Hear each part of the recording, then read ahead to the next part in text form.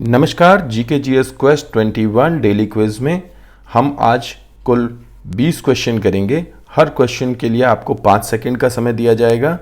Copy और pen लेकर के बैठें ताकि आप कमेंट बॉक्स में बताएं कि कुल मार्क्स आपके कितने आए। तो चलिए शुरू करते हैं। क्वेश्चन 1, संसार का सबसे बड़ा मरुस्थल है? ए कालाहारी, बी गोबी, सी सहारा, डी थार।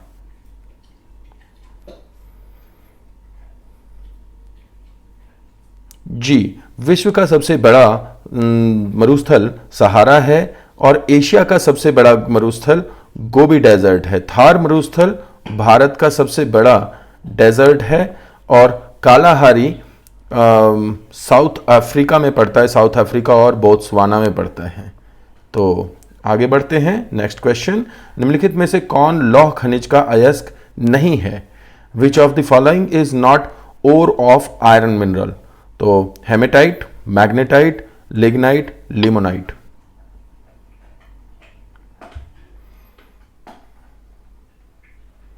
जी, लिग्नाइट एक प्रकार का कोयला होता है।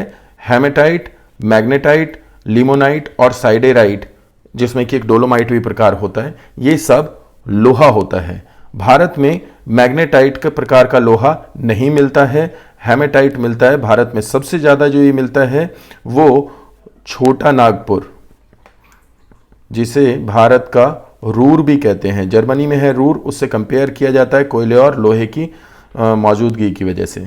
तो आगे बढ़ते हैं। नेक्स्ट, एक शासक जिसे महाभारत में दंतमित्र, बेशनगर में दिमित्री और दिव्यावदान में कृमिश कहा जाता है, वह संभवतः है? ए मिनांडर, यूथिडेमस, सी डेमेट्रियस और डी कनिष्क। डेमेट्रियस को दिमित्री, दंतमित्र या कृमिश कहा जाता है। नेक्स्ट क्वेश्चन, निम्नलिखित में से किस स्थान पर गौतम बुद्ध का जन्म हुआ था? Option A Kaushambi, B Lumbini, C Kapilavastu और डी सारनाथ।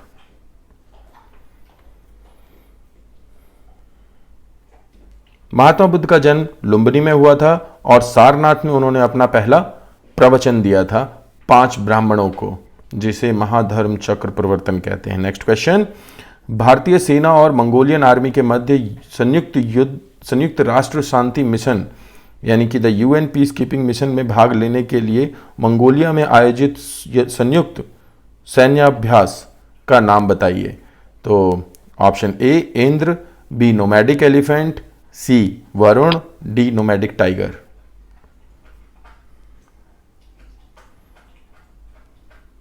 यह अपनी लिस्ट का 14वां संस्करण है जो कि 2019 में आयोजित हुआ भारत और मंगोलिया के बीच में। इंद्र भारत और रशिया के बीच में, यानी कि रशिया के साथ होता है।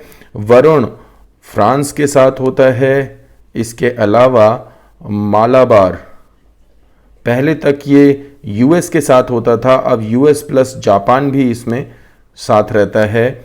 इसके अलावा है कोंकण, और कोंकण ब्रिटेन के साथ होता है।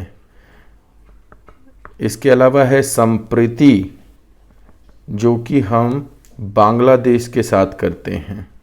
तो ये भारत के महत्वपूर्ण युद्धाभ्यास हैं जिन पे आधारित क्वेश्चन आ जाता है। तो आगे बढ़ते हैं। राष्ट्रपति अपना त्यागपत्र किसे सौंपता है? ए उपराष्ट्रपति, बी भारत के मुख्य न्यायाधीश, सी लोकसभा अध्यक्ष और डी प्रधानमंत्री। भारतीय संविधान में व्यवस्था है कि राष्ट्रपति के त्यागपत्र के बाद उपराष्ट्रपति स्वतः ही राष्ट्रपति का पद धारण कर लेते हैं, इसलिए आंसर होगा उपराष्ट्रपति। हालांकि राष्ट्रपति जो शपथ लेते हैं वो भारत के मुख्य न्यायाधीश के द्वारा लेते हैं, क्योंकि वो संविधान की रक्षा की शपथ लेते हैं। नेक्स्ट क्वेश्चन, राष्ट्रपति पद के चुनाव के लिए कौन सी विधि अपनाई जाती है? ऑप्शन ए अनुपातिक प्रतिनिधित्व यानी प्रोपोर्शनल रिप्रेजेंटेशन, बी एकल संक्रमणीय यानी सिंगल ट्रांसफरेबल वोटिंग सिस्टम, सी अप्रत्यक्ष मतदान इनडायरेक्ट वोटिंग और डी उपरोक्त में से सभी, all of the above. Proportional representation के अंदर बहुत सारी विधियां होती हैं, जिनमें से एक है सिंगल ट्रांसफरेबल वोटिंग सिस्टम, जो कि एक इनडायरेक्ट वोटिंग का तरीका है, क्योंकि हम और आप डायरेक्टली इसमें पार्टिसिपेट नहीं करते, बल्कि हमारे जो चुने हुए नुमाइंदे हैं, रिप्रेजेंटेटिव्स, वो इसमें भाग लेते हैं। इसलिए ये तीनों ही तरीके सही हैं, तो आंसर होगा इसका उपरोक्त सभी डी। नेक्स्ट क्वेश्चन, निर्विरोध चुने जाने वाले राष्ट्रपति कौन हैं? तो option A V Giri, B Neelam Sanjiva Reddy, C Rajendra Prasad या डी एपीजे अब्दुल कलाम। जी, इसका आंसर होगा बी। यहाँ पे नीलम संजीवा रेड्डी, जो कि 2 बार लोकसभा के अध्यक्ष भी रह चुके थे और दोनों बार इन्होंने इस्तीफा दिया। ये एक बार हार गए थे पहले और दूसरी बार में ये जीते, और ये यंगेस्ट सबसे जवान 65 वर्ष 4 महीने आयु थी जब ये राष्ट्रपति बने। तो मतलब he was one of the youngest president of India. Next question, राष्ट्रपति राज्यसभा में कितने सदस्यों को मनोनीत करता है? Option A 12, B 14, C 15, D 2। अगर पूछा जाए संसद में कितने सदस्यों को करता है तो 14 सदस्य होंगे। जब भी पूछा जाए राज्यसभा में कितने करता है तो 12, और लोकसभा में तो 2 सदस्य एंग्लो इंडियंस। नेक्स्ट क्वेश्चन, निम्न में से किस राज्य में वर्ष 1980 तक राष्ट्रपति शासन लागू नहीं हुआ था? Option A Andhra Pradesh, B Paschim Bangal, C Punjab, D Maharashtra.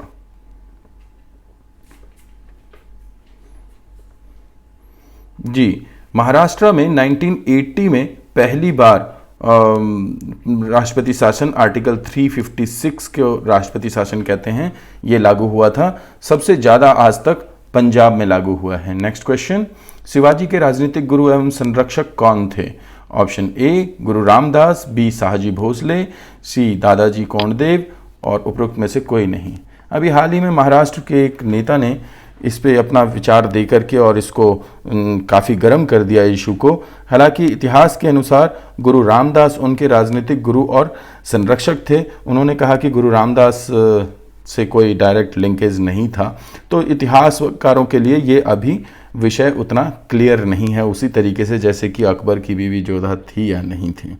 तो नेक्स्ट क्वेश्चन, कौन सा विदेशी आक्रमणकारी कोहिनूर हीरा व मयूर सिंहासन लूटकर अपने साथ स्वदेश ले गया? Option A Nadir Shah, B Ahmad Shah Abdali, C Mohammad Ghori, और डी अंग्रेज।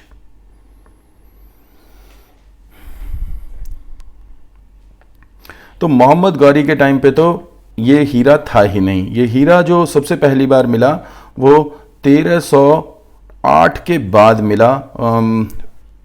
वारंगल के शासक पर जब मलिक काफूर ने आक्रमण किया था तो उसने ये हीरा ला करके और अलाउद्दीन खिलजी को दिया था। तो ये हीरा वारंगल की खान से निकला था। जहाँ तक बात है अहमद शाह अब्दाली की, इन्होंने तीसरा पानीपत का युद्ध लड़ा था। इसके अलावा 6 बार आक्रमण किया था भारत के ऊपर। लेकिन इससे कहीं पहले ही आपको याद रखनी चाहिए करनाल का युद्ध हुआ था, जिसमें कि नादिर शाह ने आक्रमण किया था। और इस वक्त भारत के शासक थे मोहम्मद शाह रंगीला। बड़ी रंगीली प्रवृत्ति के थे, इसलिए इतिहासकारों ने उनके नाम के पीछे रंगीला लगा दिया है। तो मोहम्मद शाह रंगीला, जिनका गौहर अख्तर शायद नाम था इनका, तो इनसे लूट करके ले गए थे मयूर सिंहासन और कोहिनूर हीरा नादिर शाह। नेक्स्ट क्वेश्चन, छोटा नागपुर की पहाड़ियों यानी कि छोटा नागपुर हिल्स में 610 मीटर की ऊंचाई से निकलकर लगभग 290 किलोमीटर झारखंड में प्रवाहित होने के बाद पश्चिम बंगाल में प्रवेश कर 240 किलोमीटर प्रवाहित होकर हुगली नदी में मिल जाती है। झारखंड में इसे देवनद के नाम से जाना जाता है। तो यह कथन किस नदी का विवरण प्रस्तुत करता है? Option A Damodar, B Son, C Subarnarekha, D Teesta. तो एक पर्टिकुलर रिवर के बारे में लगभग सारी इंफॉर्मेशन यहाँ पे दी हुई है। इसे बंगाल का शोक कहा जाता है, दामोदर को, और ये पूरी दामोदर के बारे में कहानी की गई है। तो आप इसको कृपया करके याद रखें, ये कमरपेट पर्वत से निकलती है। नेक्स्ट क्वेश्चन, प्रायद्वीपीय भारत का कौन सा तट शीत ऋतु में अधिकतम वर्षा प्राप्त करता है? ऑप्शन ए कोंकण तट, बी उत्तरी सरकार तट, सी मालाबार तट, या डी कोरोमंडल तट।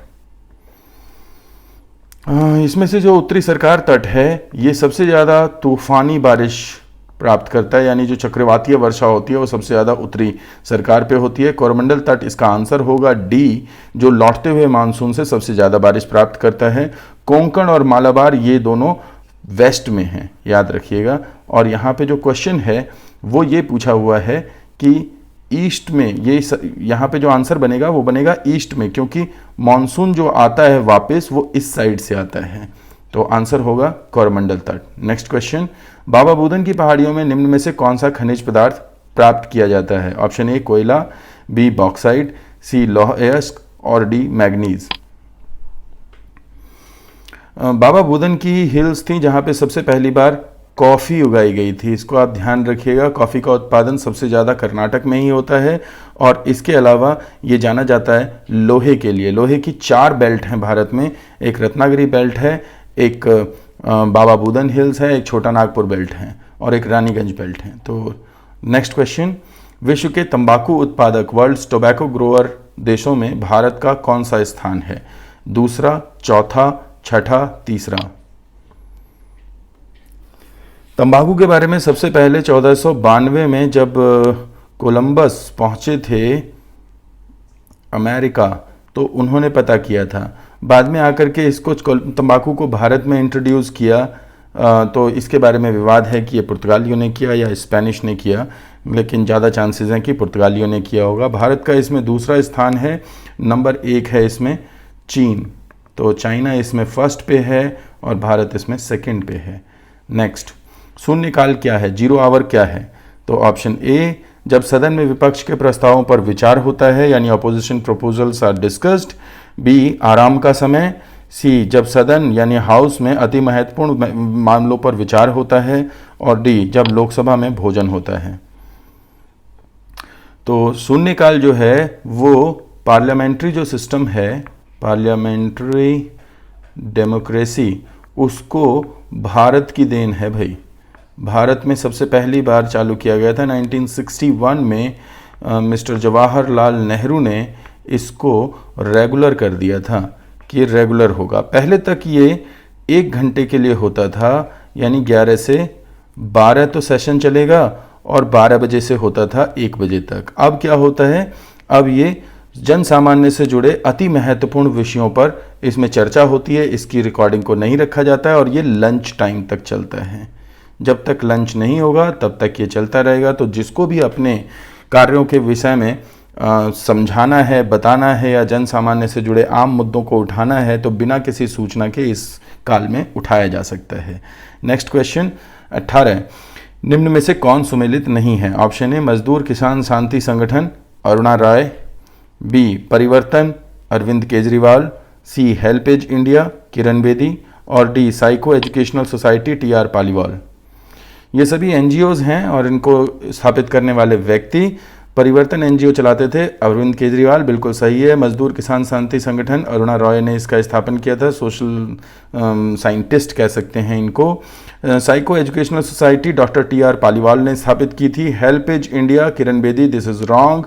ये कोई जेम्स कोल कहते हैं, मेरे को लगता है कि यही नाम है, जेम्स कोल ने इस्टेब्लिश किया था इसे। नेक्स्ट क्वेश्चन, कांगड़ा लाहौल स्पीति घाटियाँ किस हिमालय में स्थित है? Kangra Lahaul Spiti valleys are in which Himalayas? Option A Punjab Himalaya, B Assam Himalaya, C Kumaon Himalaya या डी नेपाल हिमालय।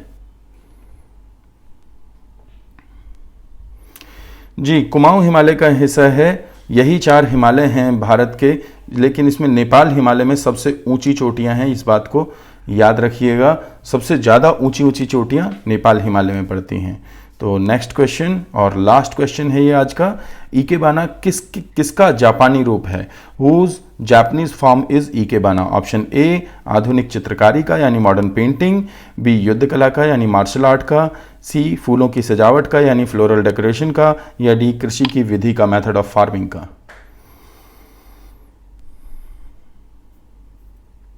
हाँ जी, इसका आंसर होगा फूलों की सजावट का। इससे पहले हमने ओरिगामी की भी बात की है। तो ओरिगामी होती है कागज से बनाने की कला। इस विषय में क्वेश्चन पूछ लिया जाता है, इंपॉर्टेंट है। आशा करता हूँ कि आपको आज के क्विज में मज़ा आया होगा। कमेंट बॉक्स में बताएं कि आपका स्कोर क्या रहा और फीडबैक देते रहें। Thank you so much.